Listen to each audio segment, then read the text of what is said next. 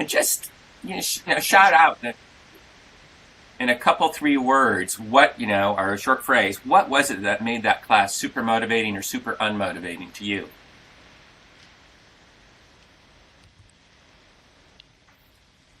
Teacher's passion. Passion? The challenge. Okay, and the challenge was just right, not too much? Exactly. Yeah, just the right amount.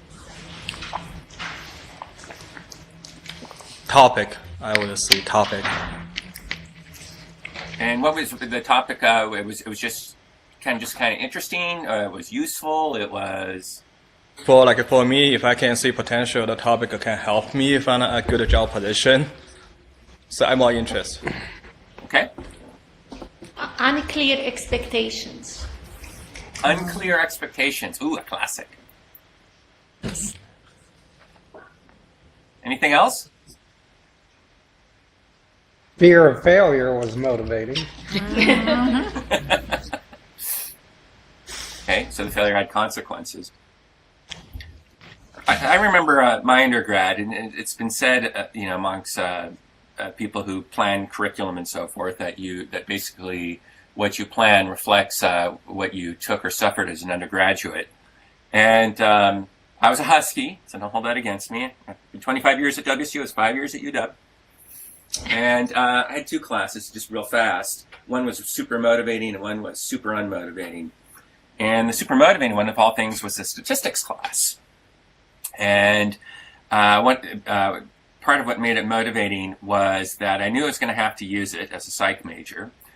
The work was challenging, but not too challenging.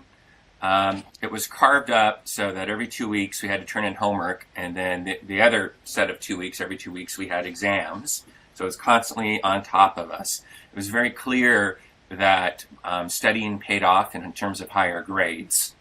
Were a few things about the class. And then the instructor was obviously very clear and made a difficult concept easier.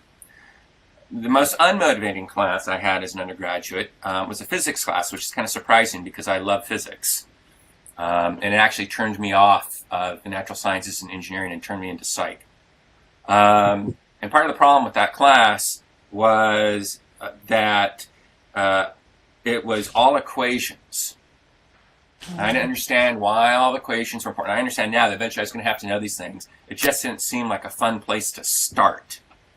All the stuff that was kind of fun in terms of what the various laws of physics meant and so forth, there was none of that. It was just grinding equation after equation, monotony for 10 weeks. And I gave up. And it's the only class in my undergraduate career where about halfway, 2/3 mark, I just stopped studying completely.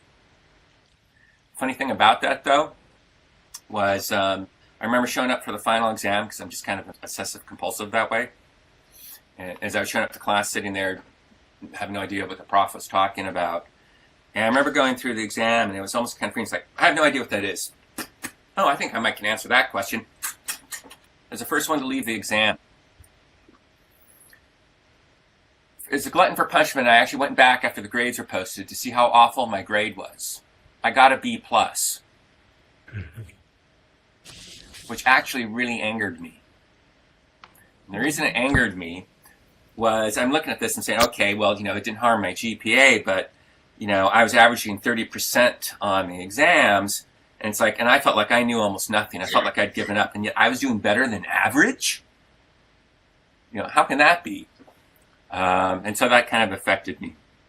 Anyway, I want to talk about using a couple different theories to figure out how we can motivate students better in our own courses right now. And as you well know, it can be a challenging task.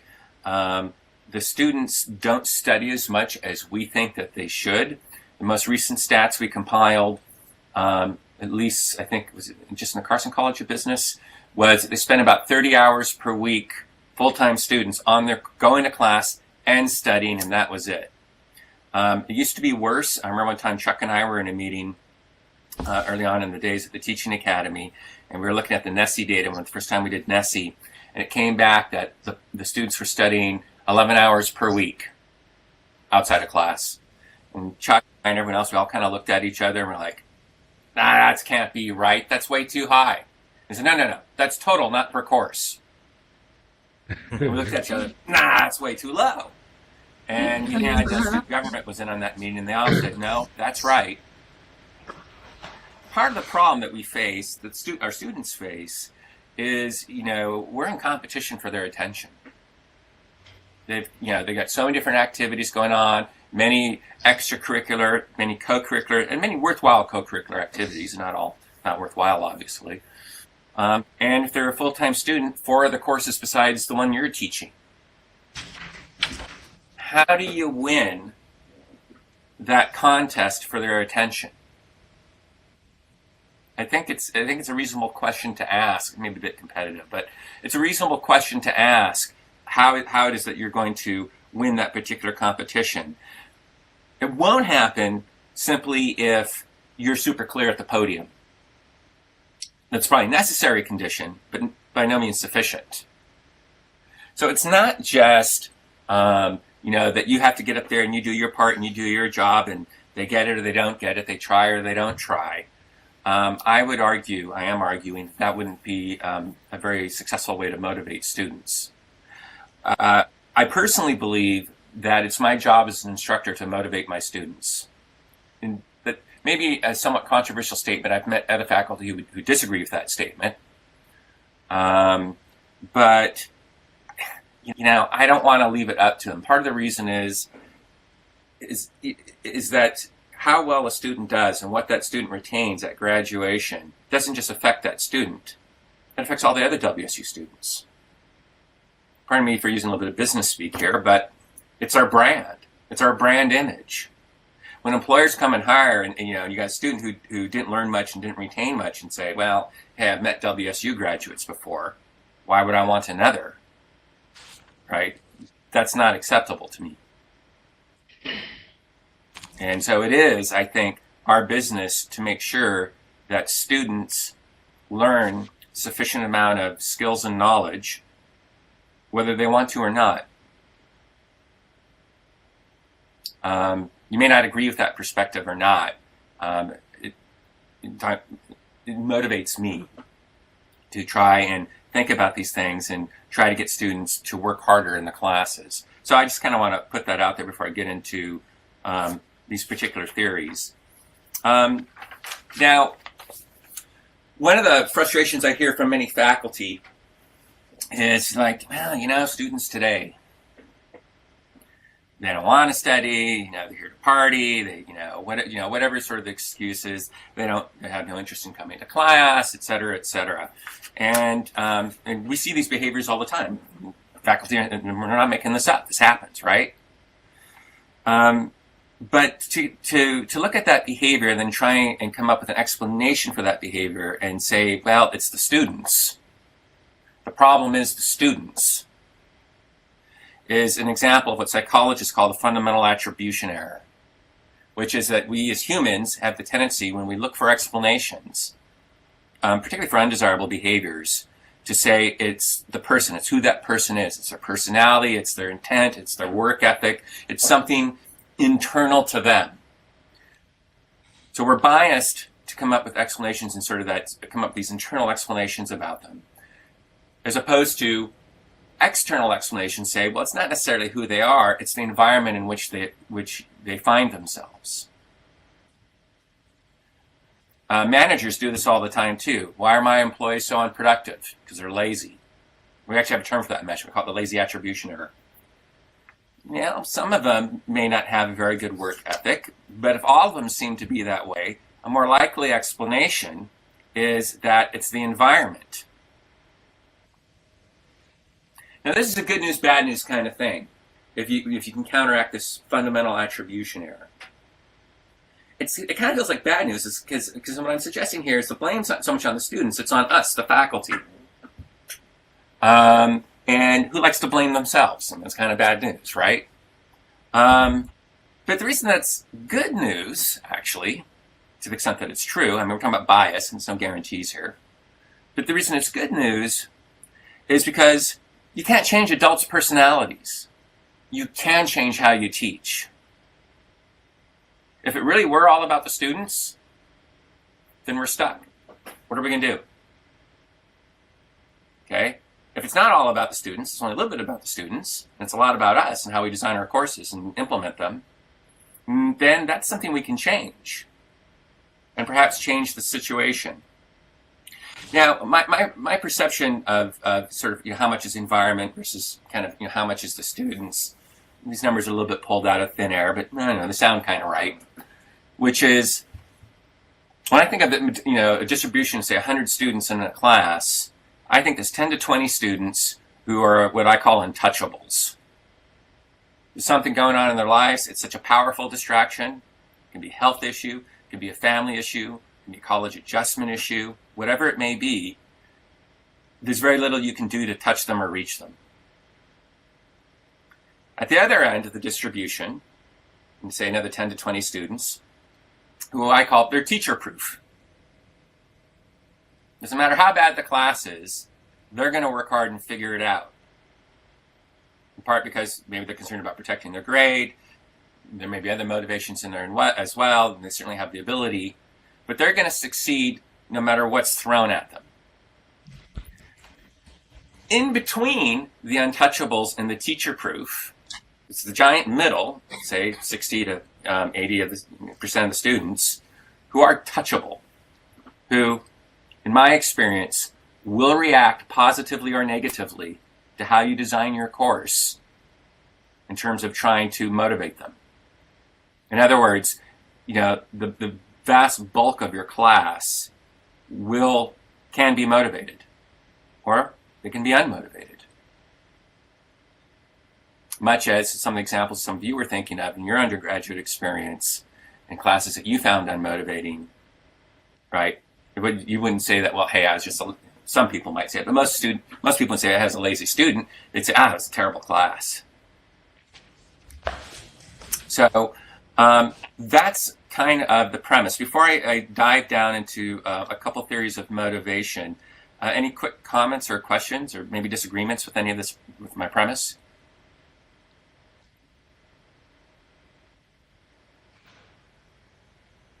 Yes, in the back, in the red jacket. Thing with regard to undergraduate students at WSU, and that is that there is the WSU environment that one class is a very small component of.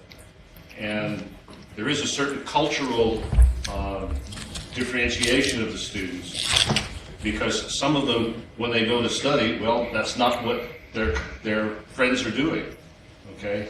Their friends are out doing other things. So there is a dynamic within WSU that, in some places at least, discounts the idea of working hard in a course and getting something back out of it. And from the standpoint of an individual course, we have relatively little we can do about it. We might be able to do something in terms of the global picture of how WSU students relate to faculty, but within an individual course, we can't touch a lot of what their environment is. And their environment is a lot more than the 3 hours a week they might spend in our course. Yeah, you're right, and that's the challenge. And I have seen that culture amongst the undergraduate students. Where I might maybe disagree with you a little bit is that there's only so much you can do when you have them 3 hours a week. I think if what you're doing is well designed and very different, and so get into these theories, and you are influencing things that they truly care about, then most of them, not all of them, but even in sort of the Pullman undergraduate culture, most of them will respond. That's part of the premise, and I think as I get a little detail in these theories, maybe I'll give you some ideas about what you can do. The other part of the challenge about that, though, is you can come and say, well, my course is going to be different than the other courses you may have taken so far that you managed to ignore because you're distracted by this other sort of environment. And they might, everybody says that. They're not sort of taking your course tabula rasa. They're sort of like, yeah, I think I've seen this before. And it may take them a little while to get in before they realize, oh, wait a minute, this is different. So one of the things I actually do is a technique, the very first day of class, is I make it very clear in which ways my courses are very different than what they've had, and if they average it and think of it as the same, how they're going to quickly find themselves in trouble. And I follow through on it.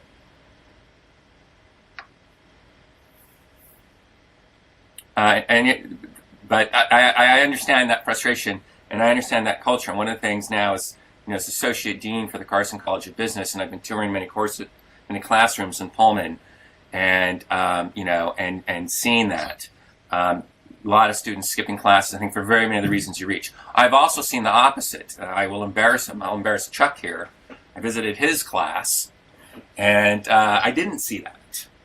I saw students working hard, and I saw full attendance, even in very large classrooms. So Chuck, for example, has somehow, I think, in that environment, figured out how to counteract that a little bit. But yeah, it's a challenge. Any other quick questions or comments? All right, well, let me move on to specific suggestions. As you've probably already leafed through your slides, I've got two theories I want to share with you. One is called expectancy theory, is a theory of extrinsic motivation. The other, it's called the job characteristics model, is a theory of intrinsic motivation. And these theories come out of management, and they're very well tested and have survived the test in the workplace. And so what I'm suggesting to do here is to apply them into the classroom, although the application in the classroom, there's much less data on that. So I'm speaking a little bit from my experience of applying these theories to course design. But what I'm suggesting here, and the reason I'm giving you two theories, is there's extrinsic motivation. So, they'll be motivated to do it because you're giving them some sort of reward that they value, or they're trying to avoid some punishment that they fear, like Chuck was talking about fear of failure. But ideally, we don't want students to be merely extrinsically motivated. I think most teachers' fantasies that the students are intrinsically motivated. They're just into it. They like your class. They like the topic. It's fun. And so the question becomes is how do you make it fun, interesting, or useful to them in a way that they see, so they just sort of naturally want to work hard anyway. And I think it's possible to do both at the same time. So let's start with expectancy theory. So you've got a slide there that's got 6 boxes, and let me sort of talk you through that slide.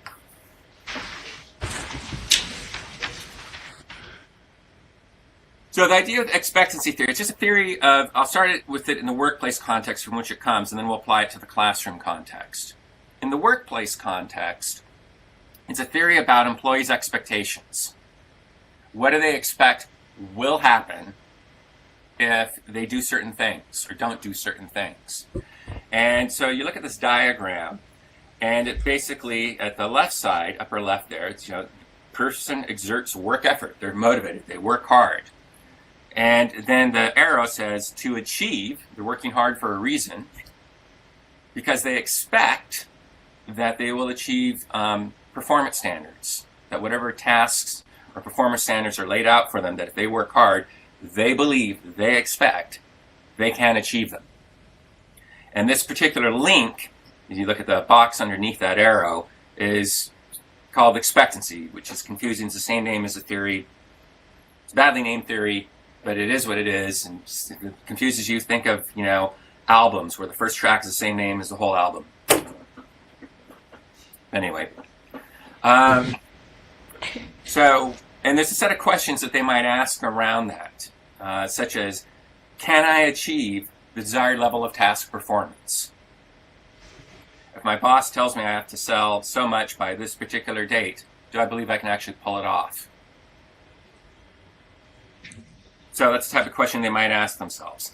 And, related questions might be, am I capable? Do I have the skills? Do I have the time?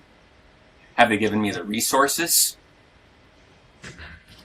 Right? Think about our own experiences at WSU when, the dean's office or the provost's office asks us to do something, and your first question is, yeah, but if we're not going to give us any more resources, how are we going to do that?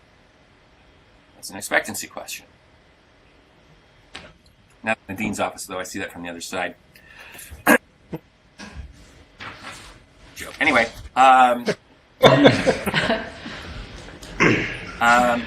So moving on to the right, explaining this diagram here, is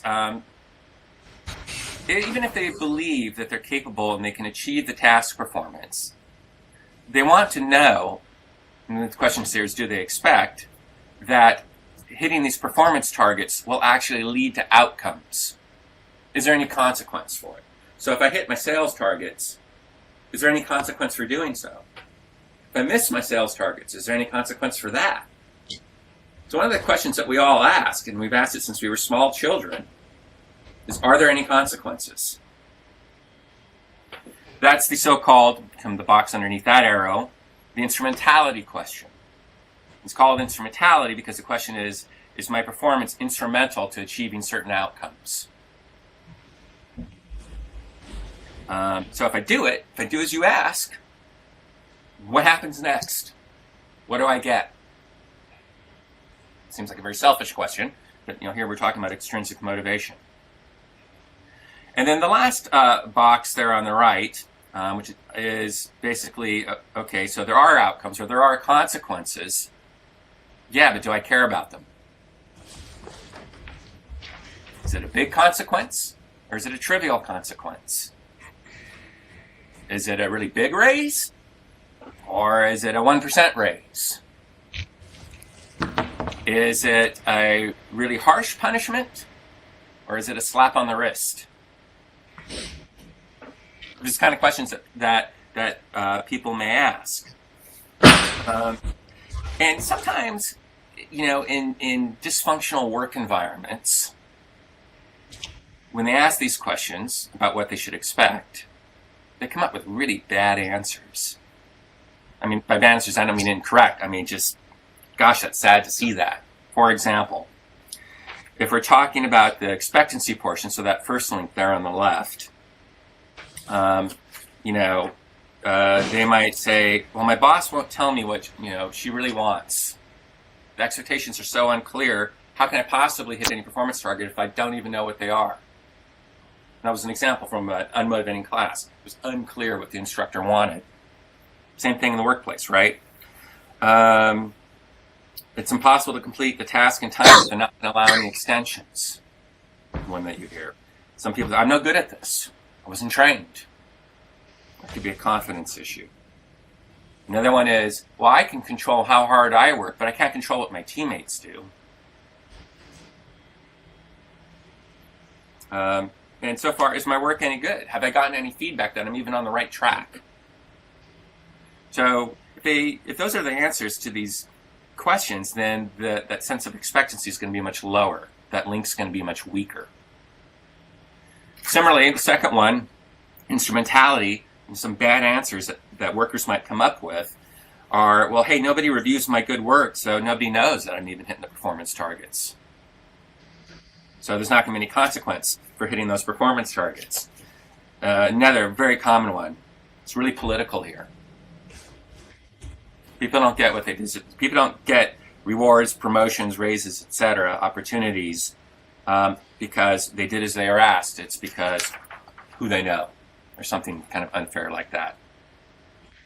Another classic one. They say they want performance, for example, teamwork, but they measure for something else.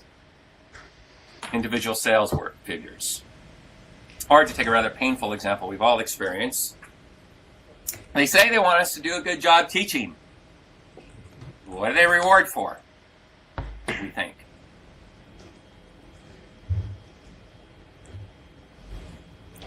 Research. It's a little overstated, but I'm sure you've heard, if not at some point in your career, felt the sentiment.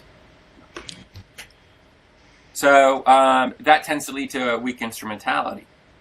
So that's the theory. One other thing about this theory that I think is the theory's got right, and it's really useful, is that you can think of these links as like a chain. That's an overused cliche, but it's like a chain, and if any of the links is broken, it doesn't matter how strong the other links are. You got to have some of each. If any of these things is zero, the whole thing's zero. Motivation is zero. So, for example, I might believe as a worker that I'm capable of doing the job and I have the time and the resources, so my expectancy is fine. And I may believe that this is an apolitical, fair workplace that knows how well I work, so my instrumentality is fine. But then if I find out that there are no raises, no promotions, there's no anything, and nobody even punishes around here, nobody can get fired, then the consequences are too trivial. I'm not motivated, even though the first two links were really strong. Or another example would be, let's say that there are really good consequences. People do get fired. People can get nice promotions and raises. And let's say I believe I am capable of doing my job well, but I think it's so political that, and that performance measurement is done so informally and so sparingly that no one's going to notice if I do good work. So how much more motivated am I going to be if they double the raise, if I believe it's something that's unachievable in the first place? It's not motivating. And the kind of cool thing I think about expectancy theory, and so it's one of my favorite motivation theories, and I teach it in my leadership class, is it suggests that if motivation is low, if motivation is broken, you got to fix the part that broke, not the part that ain't broke. So when I see books like 1,001 Ways to Motivate Employees or Rewards for Employees, I think, well, that's a great book if your problem at work is a valence problem. If your problem is an expectancy problem, the book does you absolutely no good. So that's a theory. That's where it comes from. That's what we're talking about here. Now, applying it in the classroom. So I've laid out some of these things. So if we start, look at the slide that says students' expectancy questions. Student's going to ask him or herself, if I try, if I work hard at this class, will I succeed? That is, will I hit the performance targets that the instructor has established? And so when you're thinking about how you design your class is, what is it about the way you design your class that would help that student answer that either, oh, absolutely, I believe that. If I try, I will succeed. I can expect that. Or conversely, you might cause them to believe, yeah, it doesn't matter how hard I try, I can't succeed. So some common ones. Is it clear what the professor is asking for? And that's a tricky one because part of the problem with communication is it's clear to you. You wrote it. You know what you want. It may not be clear to them. And that's sort of a longer conversation about why authors are often very overconfident about how clearly they're coming across when it's a one-way conversation and there's not a dialogue. Is it realistic? Do they have enough time to do it? If they believe it's unrealistic, and there's a whole literature on goal setting, unrealistic goals are unmotivating. They'll stop. They won't try. What's the point? I'm never going to hit the target. Of course, there's a question about whether they have the skills. One of the things that helps them believe that they have the skills is if they're getting feedback as they go along. Am I getting it right? Am I on the right track with what the instructor is asking for? So one of the ways that you can increase that is to give more frequent feedback. So, for example, rather than have just, say, 2 exams, a midterm and a final, is you might break it up and have, a number of mini exams or quizzes or something like that, where they can kind of see, okay, I understand the types of questions, I understand where the instructor is going.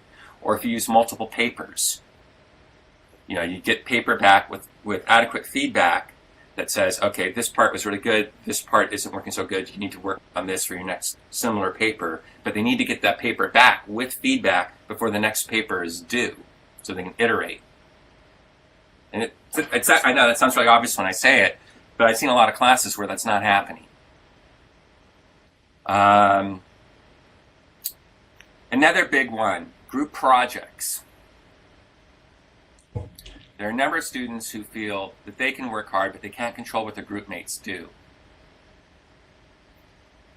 And if their group is starting to fall apart, you will see a lot of students give up. Now, there might be one student who's so paranoid about their grade plummeting that they'll become a dictator and take over the whole thing. That often happens, right? But that's not what we want to see, right? We want to see everybody contributing to the group. It's a whole nother conversation for later time about how you set up group projects so that that doesn't happen. All right.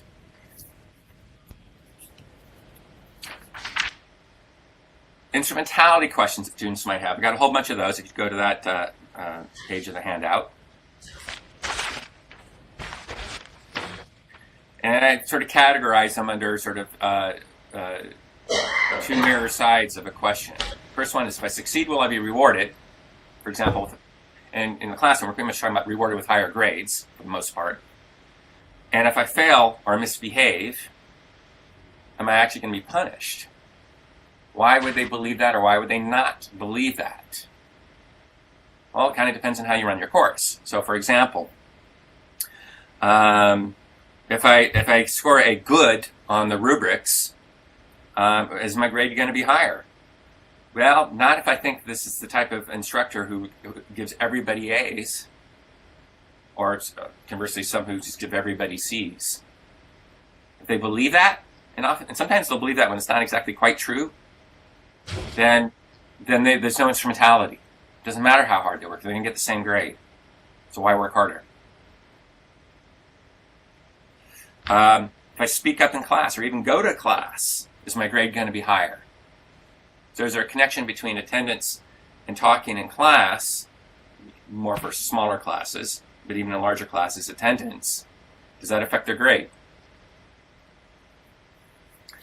If I attend class, will the lecture material be on the exam? I know, I hate that question as much as the rest of you. I mean, it's important to them, right? I mean, let me step back for a second. I didn't care about these things. I wish all my students were intrinsically motivated, and we could just have, a great time talking about the ideas and working through the skills. But you know what? That wasn't the hand I was dealt. I got to play the hand I was dealt, right? And we're all in that situation. Got to play the hand that we were dealt. If I read the text, will it be on the exam? If I don't read the text, will I not be able to follow the lecture? If I put in extra effort to write well an assignment, will the professor even notice it, even grade it, even give any feedback on it? And sort of a catch-all question I've got here, is there even any added value for going to class? And one of the things, in the Teaching Academy, we've done these sessions for PhD students, and I've gotten this question a number of times. I'll share with you. So a student will come up to me and say, hey, I got this problem in my class. I'm like, yeah, okay, so what's going on? And the student will say, well, half my students don't show up to class. I'm like, uh-huh. And can I ask you a few more questions? Like, yeah, sure. So the half who don't show up to class, how are they doing on the graded work? Oh, they're doing fine. Well, how are they, more precisely, how are they doing compared to the students who do show up? About the same. Okay. Well, there's a problem. And then I would ask them, so tell me a little bit more about what you do during class. And well, we go over the textbook. Well, I mean, something you need them more. I mean, are you repeating? And I have a more diplomatic way to ask this, but the short version: are you repeating what's in the textbook, or are you doing something different and complementary? Yeah, I'm repeating what's in the textbook. Now we know. The students have figured out that they can either go to class and not do the readings, which I forgot to say that part, because those who show up to class don't do the readings. They can go to class and not do the readings, or they can do the readings and not go to class, but there's no reason to do both. They're redundant, and they're busy. So they don't. Yeah, I'm kind of annoyed, actually, when I hear things like that, because I wasn't that kind of student. I did whatever I was told. I think most of you were like that. Of course, we're odd. We're the ones who never left college, right? We loved it so much. And sometimes we wish that they were more like whoever we were, and of course, that's not who they are. But I'm a little bit annoyed by that, but at the same time, I get it. It's rational. Some other sort of, bad answers I've seen from people who've had, motivation problems I would classify as an instrumentality issue, is that the prof doesn't really read the paper very closely. Why do they believe that? Because there's almost no marks on the paper. The prof only calls on his or her favorite students. So there's no point in raising my hand. One of my favorites is the prof throws a question out to the class and nobody answers it. And often what's going on there is that the students have figured out that if nobody answers a question, the professor will answer his or her own question, often very quickly. Because the professor's more uncomfortable with silence than the students are. There's another thing about instrumentalia, a saying that it comes out of accounting, actually. And it's that which gets measured gets done. That which gets measured gets done. In the workplace, and I think in the classroom as well, that there's lots of things that we're asked to do. We're all, everybody's really busy doing all kinds of stuff. And when you can't do everything, what do you drop? You tend to drop, all other things being equal, that which isn't measured. Because there's no consequences for it, because nobody knows how much of it you're doing, because they're not measuring it. That's what gets dropped. So I'm a big believer that if you want a certain student behavior, you got to measure for it. And it's got to be very visible to them that you're measuring for it, and then connect it to grades. So my classes are all small, not greater than 45 students. And so, we have a lot of conversation, and I need my students to talk, or my whole teaching style doesn't work. And so I reward for participation. It's 10% of their grade. They got to speak in class. I know some of them are uncomfortable doing it. And I know some of them never will. And I know some of them you have a hard time shutting up. But there's that 60 to 80% in the middle who will rarely speak up in class, who otherwise will speak up, significantly more frequently because they know their grade's riding on it.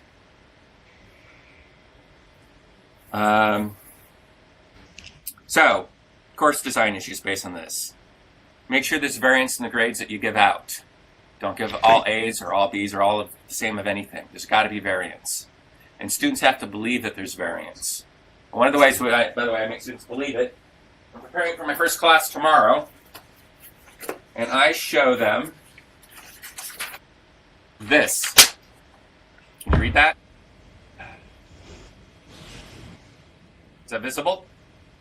Yes. Every grade I've given over the last 15 years. Nothing grabbed your attention on the first day like this graph. Nothing I do anyway. Okay? And one of my points of doing that, there's a couple points, but the point that's relevant to what we're talking about is that there's variation.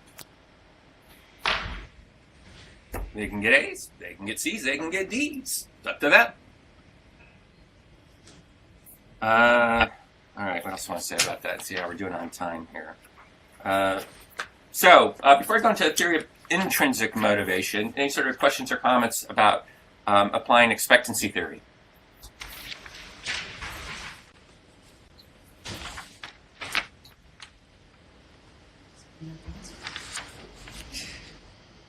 All right.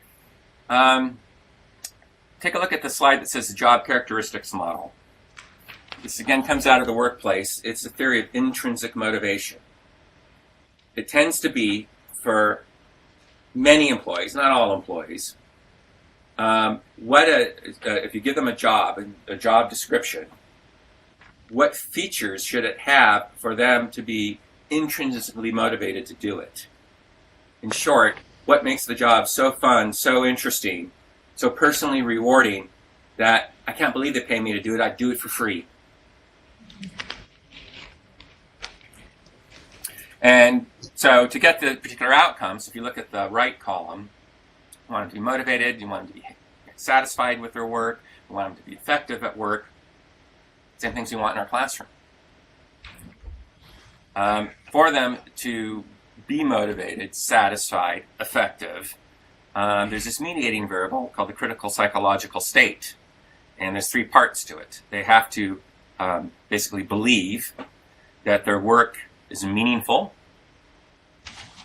that they have a sense of responsibility, that it's their work, and they have to know how well they're doing. So they need knowledge of results.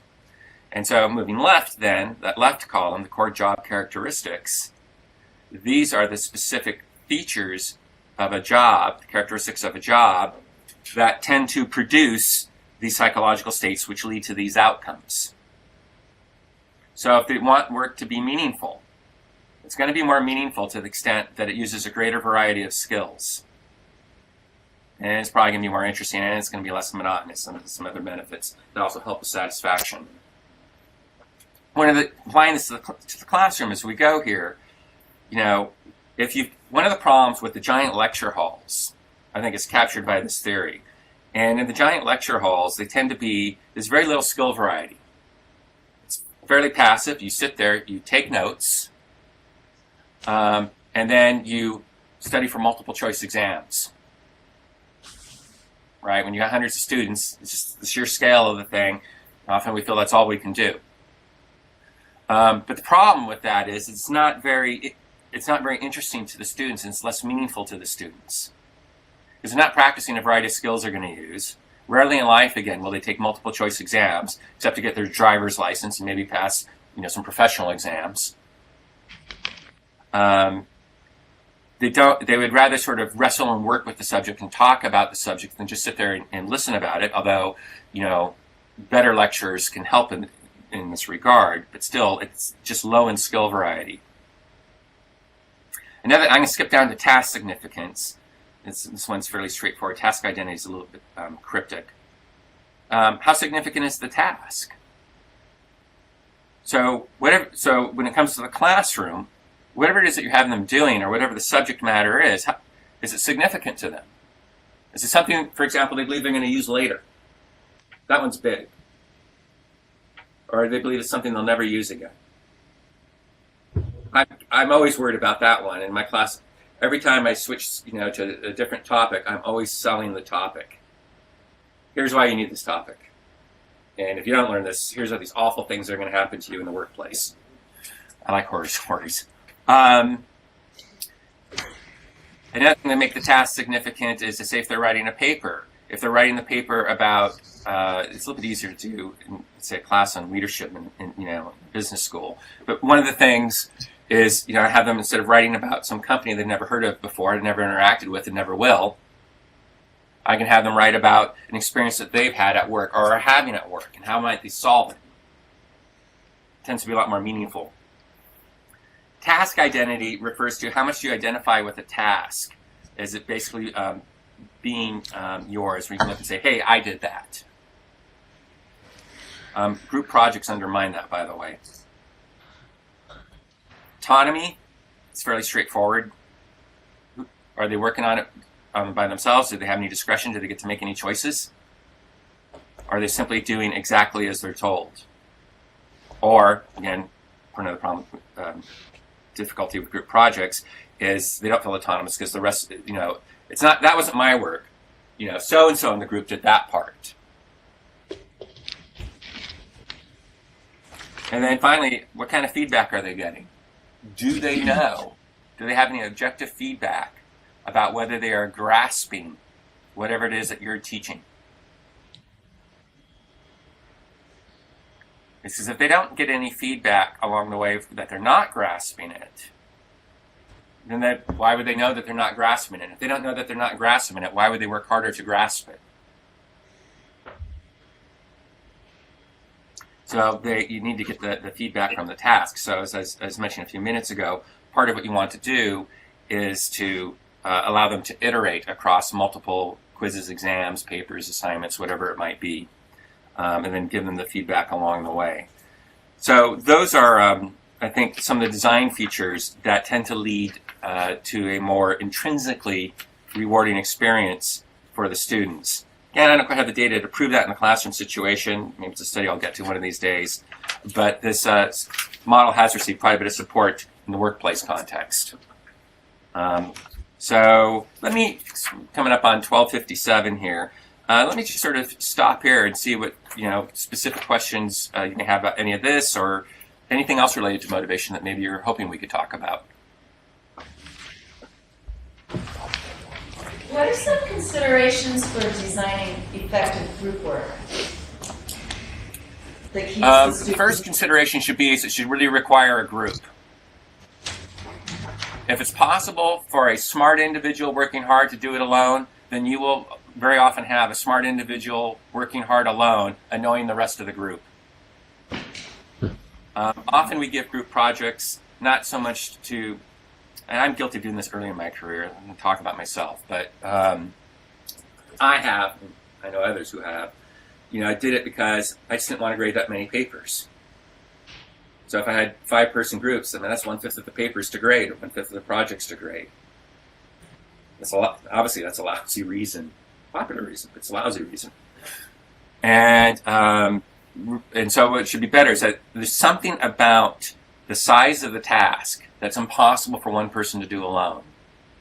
Or maybe you're teaching a course on teamwork, and so that they got to be in teams to learn that. Something along those lines I think is the first rule. A second rule is that there should be designated leadership roles in teams. Often people just think of one role, and that one role is the person who sets the meetings and maybe has an agenda. Well, you need to do that, and there's a little bit more to agenda setting than that. You also need to have somebody who facilitates all the group dynamics.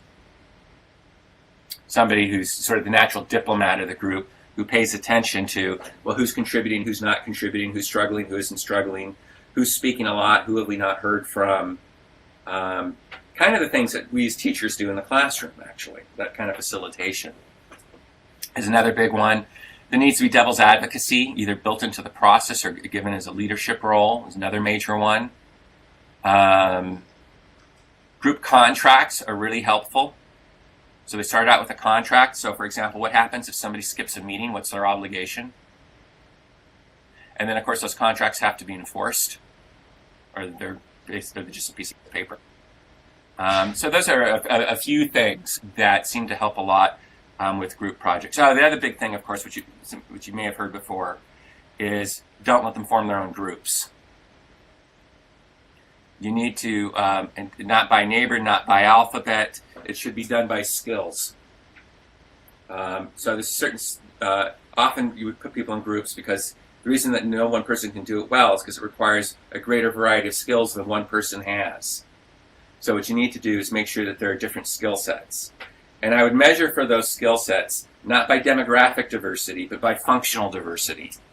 So knowing a little bit something about the students, about what students are good at or what they're not good at. There's a program called CATME that helps you do that. You could run a draft system. There's different ways to do that.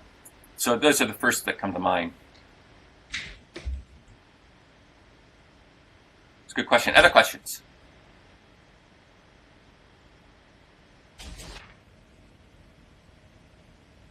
Comments? Disagreements?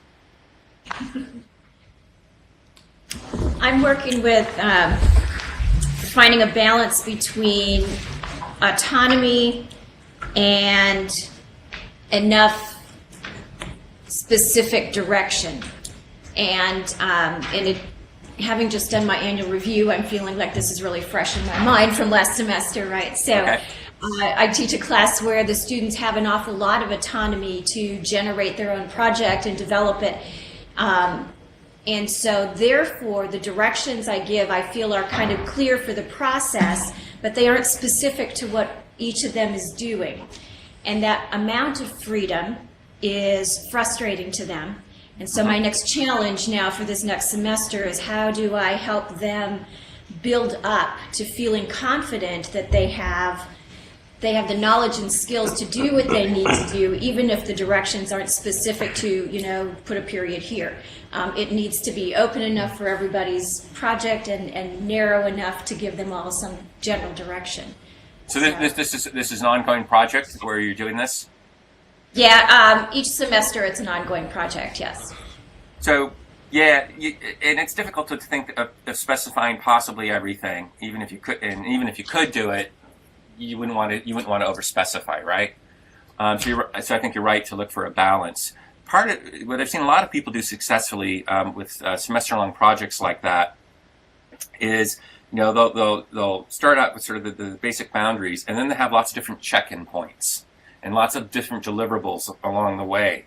So you might say, okay, first, it's going to be the outline, then it's going to be this section, and then you're going to, go out and do this bit of research, and then you're going to come back and this is what's found, and then you have this draft, and the professor will then check in, at 3, 4, 5 points.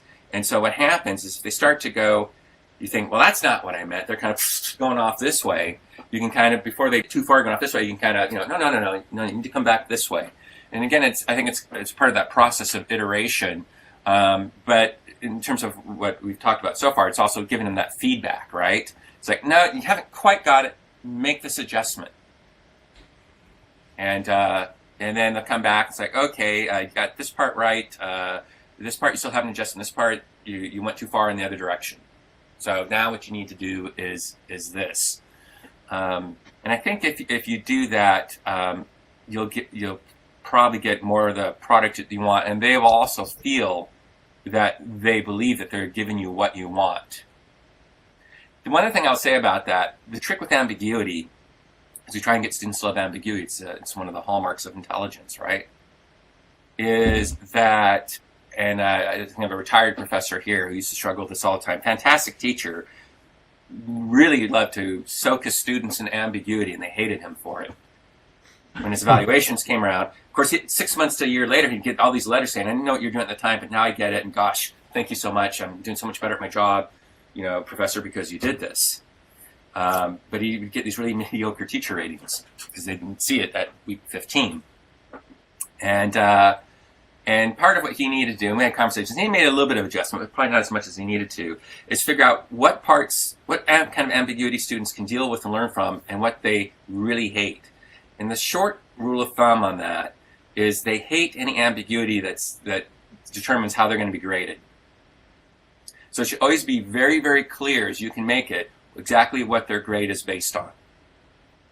And then if it's a matter, sort of subject matter of what can be kind of ambiguous, that they're more likely to deal with. You can have them struggle through concepts, struggle through exercises where it's not clear what they're looking for, but not when it comes to the grade. So example from the course I was just showing you that chart from. So I teach a course called Negotiation Skills. And the course is based around all these role-playing exercises where you have a couple students, it's like you pretend to be a buyer, Chuck pretends to be a seller, you pair up and you're going to do this fictional negotiation. And I don't tell them what I'm looking for in those. I deliberately shove the ambiguity on them, and they kind of have to figure it out. I'm kind of hoping that some of them make mistakes so they have variance that can then debrief. But that only works because I don't grade them on how well they negotiate. If I graded them on how well they negotiate, they would never put up with that. I grade them on how well they analyze negotiations after it's all said and done. But so the things where I really want them to sort of struggle with ambiguity, at least in this class. I don't have to work in all classes. I do my best to make sure there's not a grade attached to that. Everything that affects their grade, I try and be as crystal clear as I can. And sometimes, I wish I didn't have to be. I wish I didn't care so much about grades, but they do. All right, well, I think we're over time, so I really want to thank Dr. Tripp for his time today. Thank you.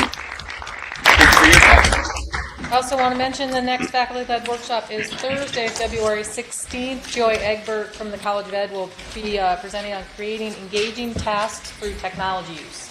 So hope to see you all here then. Thank you. Nice to meet you.